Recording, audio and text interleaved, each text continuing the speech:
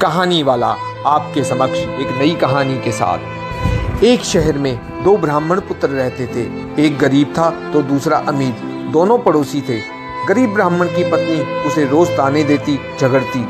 एक दिन ग्यारस के दिन गरीब ब्राह्मण पुत्र झगड़ों से तंग आ गया जंगल की ओर चल पड़ता है, यह सोचकर कि जंगल में शेर या कोई मांसाहारी जीव उसे मारकर खा जाएगा, उस जीव का पेट भर जाएगा और मरने से वह रोज की झिक-झिक से मुक्त हो जाएगा। जंगल में जाते उसे एक गुफा नजर आती है। वह गुफा की तरफ जाता है। गुफा में एक शेर सोया होता है और शेर की नींद में खलल ना पड़े इसके लिए हंस का पहरा होता है।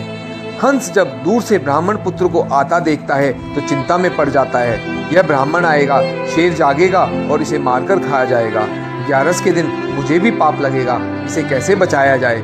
उसे उपाय सूझता है और वह शेर के भाग्य की तारीफ करते हुए कहता है, ओ जंगल के राजा, उठो जागो, आज आपके भाग खुल गए। ग्यारस के दिन खुद विप्रदेव आपके घर पधारे हैं, जल्दी उठें और इन्हें दक्षिणा दे रवाना करें, आपको मोक्ष हो जाएगा। यह दिन दोबारा आपकी जिंदगी में शायद ही आए, आपको पशु योनि से छुटकारा मिल जाएगा।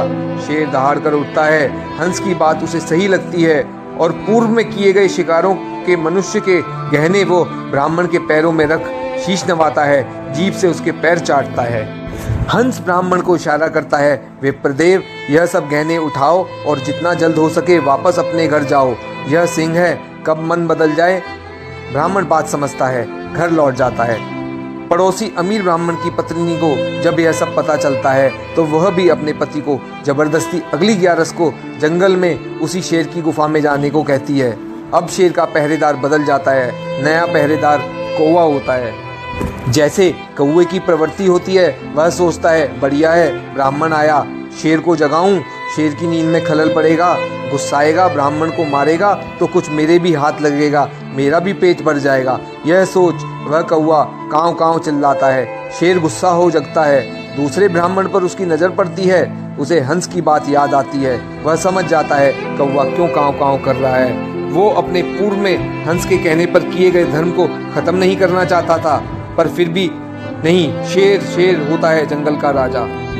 वो दहाड़ कर ब्राह्मण को कहता है, हंस उड़ सर वर गए और अब का आग गए प्रधान, थे तो विप्रा थारे घर जाओ, मैं की नैनी जजमान। अर्थात हंस जो अच्छी सोच वाले, अच्छी मनोवृत्ति वाले थे, उड़ के सरोवर यानी तालाब को चले गए हैं और अब कौवा प्रधान पहरेदार है जो मुझे तुम्हें मारने के लिए उकसा रहा है। मेरी बुद्धि घूमे उससे पहले ही ब्राह्मण यहाँ से चले जाओ। शेर किसी का जजमान नहीं हुआ है, वो तो हंस था जिसने मुझ शेर से भी पुण्य करवा दिया। दूसरा ब्राह्मण सारी बात समझ जाता है और डर के मारे तुरंत प्राण बचाकर अपने घर की ओर भाग जाता है।